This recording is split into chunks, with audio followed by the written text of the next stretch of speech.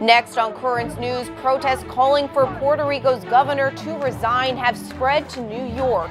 A defiant governor refusing to step down after disturbing online conversations are leaked. And developing right now, the president announcing a short time ago that the United States has destroyed an Iranian drone. Paul VI is speaking to you, astronauts. Honor, greetings and blessing to you, conquerors of the moon. That was Pope Paul VI blessing the Apollo 11 astronauts 50 years ago. Today we mark their historic walk on the moon. And Catholic Charities throws a birthday bash for a longtime member and activist who just turned 100 years old. The news starts right now.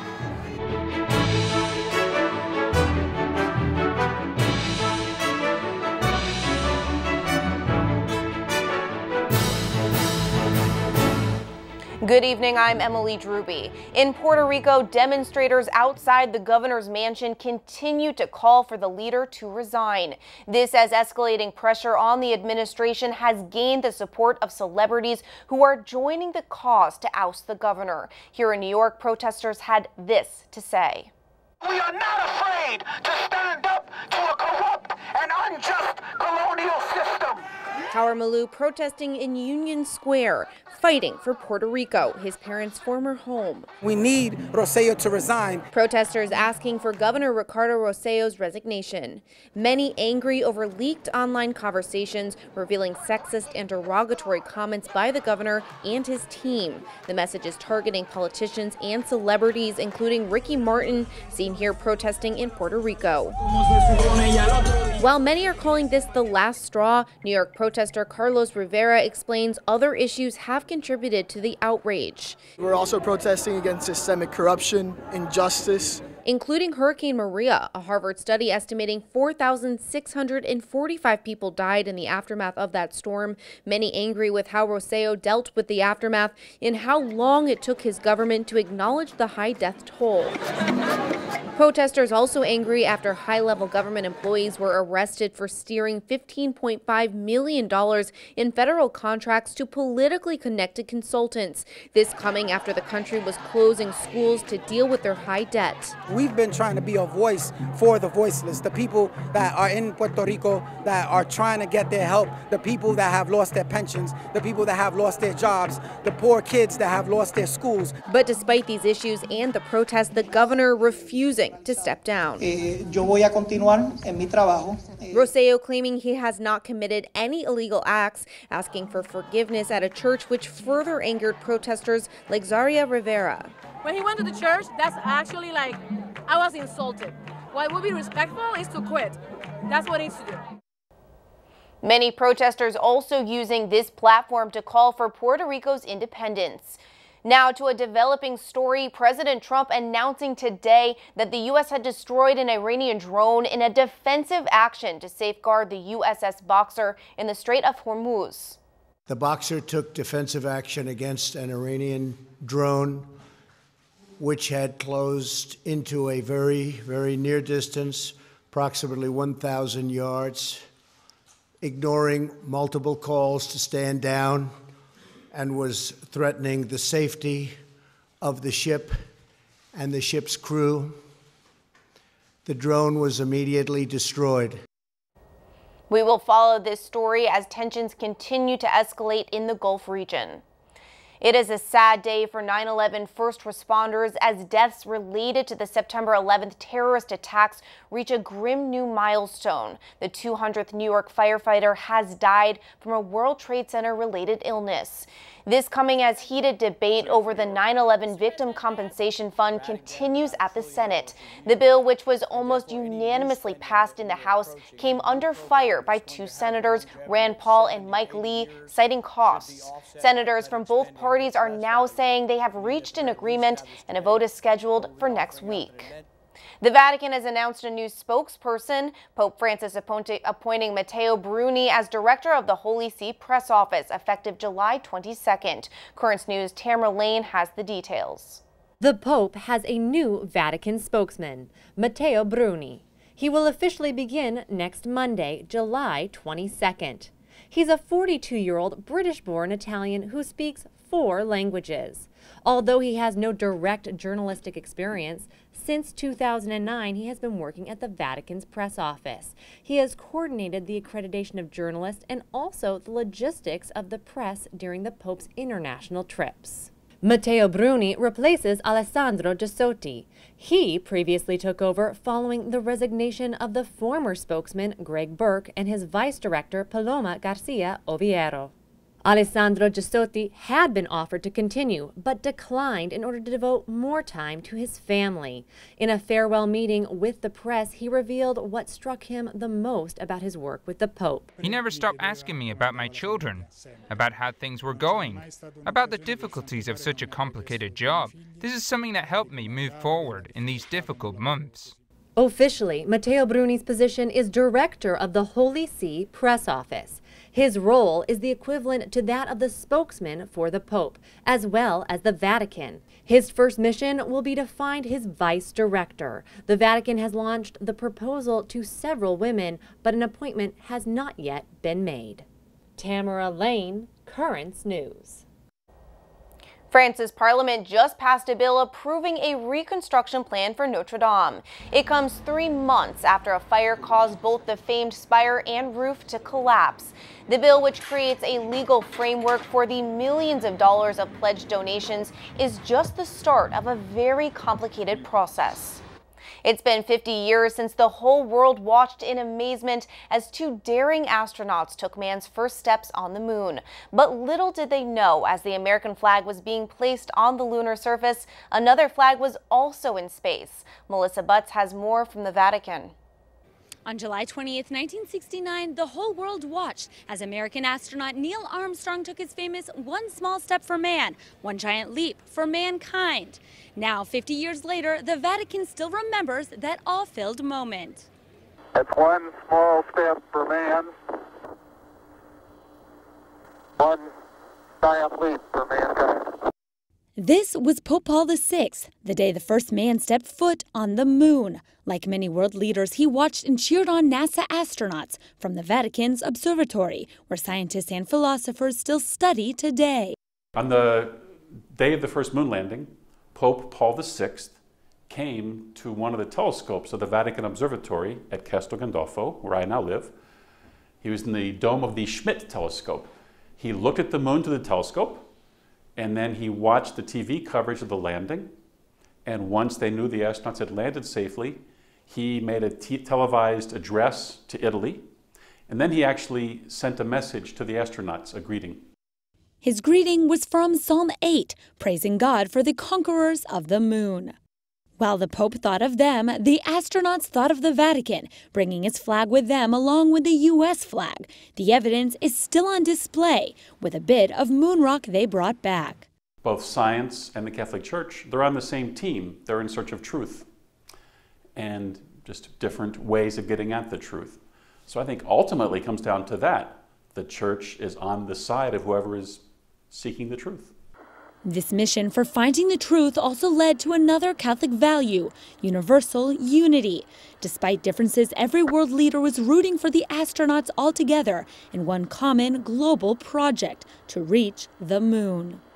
For one priceless moment in the whole history of man, all the people on this earth are truly one.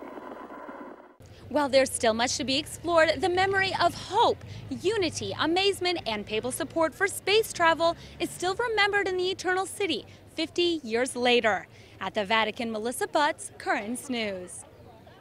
The intersection of faith and science is a fascinating one. Joining me now from Tucson, Arizona to reflect on this is Father Paul Gabor, Vice Director of the Vatican Observatory. Welcome.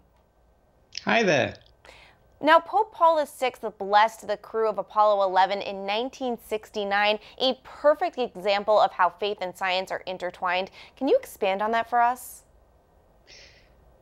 Well, the Pope sponsored 2 scientific institutions. One is the Pontifical Academy of Sciences, which is an august gathering of 80 preeminent scientists, and the other is the Vatican Observatory, which was begun in in the 1570s when Pope Gregory XIII wanted to reform the calendar.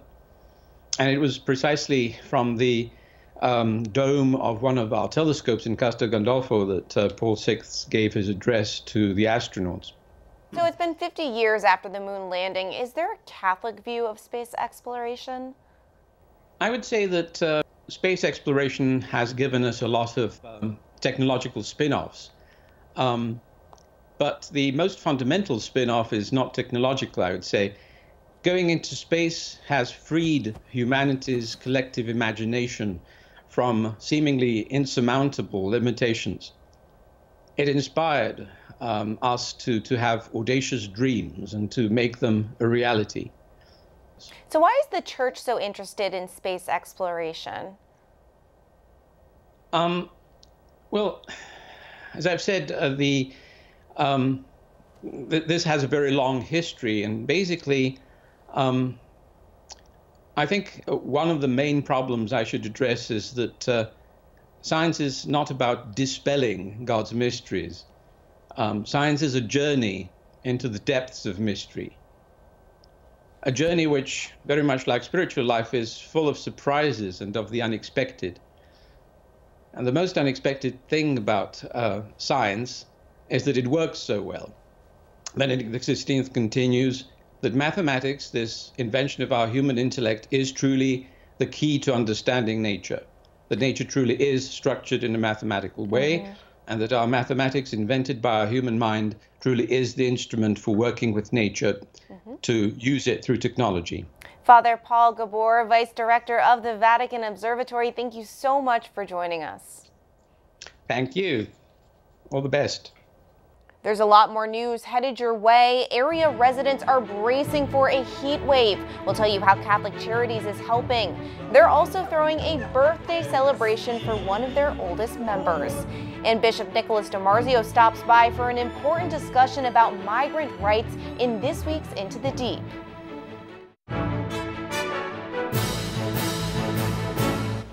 Much of the country bracing for extreme heat and high humidity over the next few days.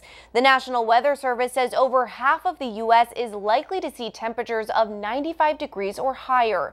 Officials say anyone without air conditioning could be at risk, especially the elderly and children. Senior centers with Catholic Charities of Brooklyn and Queens are extending business hours to serve as cooling centers. All of us seniors need to be concerned about drinking enough water, staying hydrated, and not being out in the sun without a hat. Urchin Kennedy is one senior who is beating the heat. Cooling centers provide water and air conditioning. You do not have to be a member of the senior center to get relief from the heat. For more information about cooling center locations, you can reach out to Catholic Charities of Brooklyn and Queens at 718-722-6001. The folks at Catholic Charities are also taking time to celebrate a special birthday for one of their senior citizens. Vivian Levy turning 100 years old. She has spent much of her time giving back to others. Currents News' Tim Harfman tells us about her incredible life. Happy birthday to you.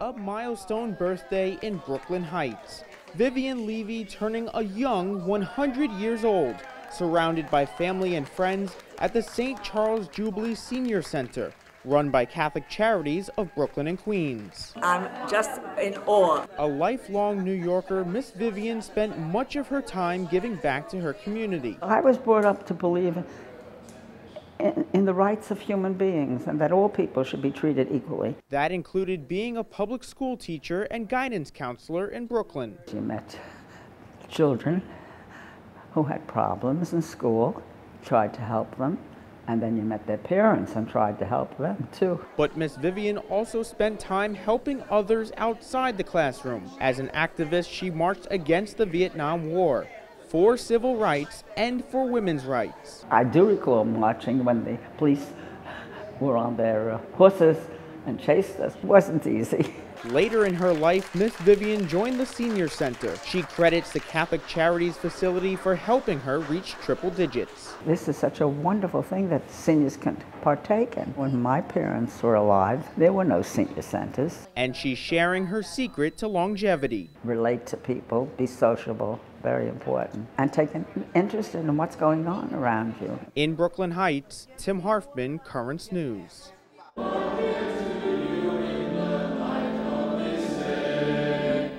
Earlier today, Bishop Nicolas DiMarzio celebrated Mass with nearly 80 international priests who will be serving the Brooklyn and Queens this summer. Father Salison Chebu from Nigeria has served the diocese every summer since 2003. This year, he'll be ministering at St. Benedict Church in Diker Heights. Whenever I come over here, I see new things. I copy beautiful things. The organization in the church, the celebration of the liturgy, the culture, and the interpersonal relationship. I mean, I appreciate it so much. Visiting priests give other clerics in Brooklyn and Queens the opportunity to go on vacation or retreat during summer months. As tensions at the U.S.-Mexico border continue to mount, migrant advocates are searching for ways to ensure asylum seekers and immigrants are treated with dignity and basic human rights. Bishop Nicolas DiMarzio sat down with Ed Wilkinson for a closer look at this complex issue in this week's Into the Deep.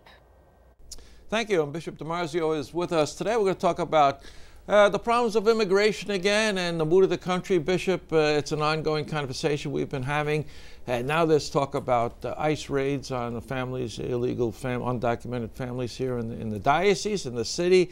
What's our take on that? Is it it's not nice to go around rounding up people? Well, it's a particular issue because these are people who have under our orders of deportation, but unfortunately many of them were not represented when they went to the court, or they never ever went to the court. Mm-hmm. So these are people that immigration could not find, or they didn't show up. So now they're trying to find them. I guess they must have information, and they're doing this across the country. Obviously, it's a concerted effort to instill a little bit of fear, also to wake up Congress that they need to deal with the issue. But it's the wrong way to do it because we're putting people suffering. If you're going to deport them, some of them have American-born children. Are you going to leave the children here and just deport the parents? It's very, very complicated situation. It's not the way to go about it. You mentioned real immigration reform in the Congress, and nothing ever seems to get going here. We've been talking about this for years and years and years, and it's just become a political question, it seems. How are we going to get this thing done? It's been politicized, and politics is the art of compromise. Mm-hmm. But this is not working. There's no compromise. There's no coming together saying, well, we agree on this, we can't agree. That's the problem. We have to have a reawakening of our system where we can't be warring with one another. We need to get legislation done in various areas. It's not only the immigration, it's many other things. So there's an idea of coming together, compromise, and making things work. You know, we've seen pictures, there's been a real public relations campaign going on. We've seen pictures of people in the so-called tents down at the borders there, and inhuman living conditions, of course. And people say, well, that's been that way for a long time now, even under Obama. What do you think when you see these so-called cages? It's unfortunate that we're caging people like this, and with no idea of how we're going to release them, with no system of giving them representation to say, do you have a valid case or not? So it's the wrong way to go about it. The prior system worked to an extent. It wasn't perfect, certainly, of being able to apprehend somebody, find out something about them, give them a court date. Some appeared, some didn't. I don't know the exact percentages around the country. But again, if they had representation, if they were given to certain agencies to help them, we've done that with the Catholic agencies, and it does work. I mean, they're not afraid to go because they have somebody to represent them and tell them what they should do and what their rights are, help them develop the understanding of their plea.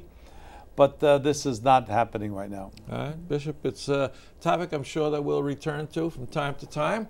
Throwing it now back to the news desk. Thank you, Ed and Bishop DiMarzio. Today on Capitol Hill, the crisis at the border was front and center as Acting Homeland Security Secretary Kevin McAleenan testified before a congressional panel. The acting secretary defended the Trump administration's controversial zero-tolerance policy and stated that fewer than 1,000 juveniles have been separated from their parents while crossing the border this year. This comes shortly after the House Oversight Committee released a report revealing 2,648 children were separated from their families in 2018. Still to come on Currents News, the incredible story of a simple church-going carpenter who changed the lives of total strangers. And the tablet has a brand new page called Our Diocesan Family, where you can share your pictures of recent baptisms, Holy Communions, confirmations, marriage, all of the joyous sacraments. For more details and to submit your photos, go to thetablet.org/ourdiocesanfamily. Your picture may be published in an upcoming issue of the newspaper. We'll be right back.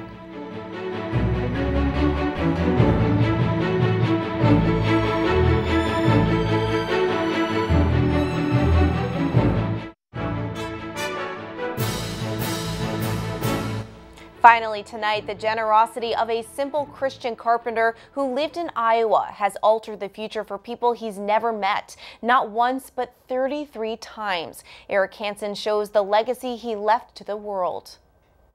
4 years ago, Kira Connard was stuck.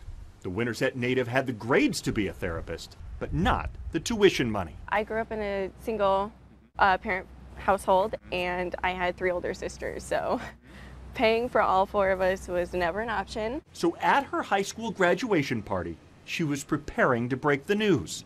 College wasn't possible. Almost made me feel powerless. Like I want to do this. I have this goal, but I can't get there just because of the financial part. But that's when her phone rang. And I broke down into tears immediately. The man on the other end dropped the name Dale Schroeder. He was very quiet. Dale was shy. This man Kira had never met grew up poor, never married, and worked as a carpenter for 67 years at the same Des Moines business. He was that kind of a blue-collar, lunch pail kind of guy. Went to work every day, worked really hard, was frugal. And 10 years before Kira's dilemma, had walked into his lawyer's office. He said, I never got the opportunity to go to college, and so I'd like to help kids go to college. Then came the jaw dropper. Finally, I kind of was curious. I said, how much are we talking about, Dale? And he said, oh, just shy of $3 million, and I nearly fell out of my chair.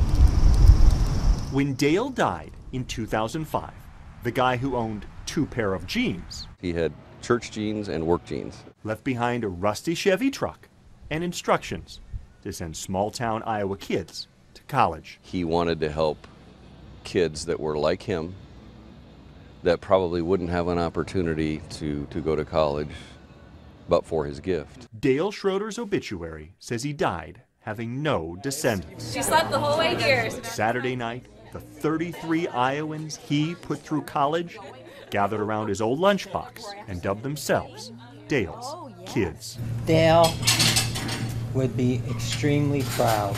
The man they never met changed the course of every life in the room. That was Eric Hansen reporting. According to friends, Dale only had one request, that each recipient of his generosity pay it forward. That is Currents News. I'm Emily Druby. Thank you for joining us because we are putting your faith in the news. Hope to see you again next time.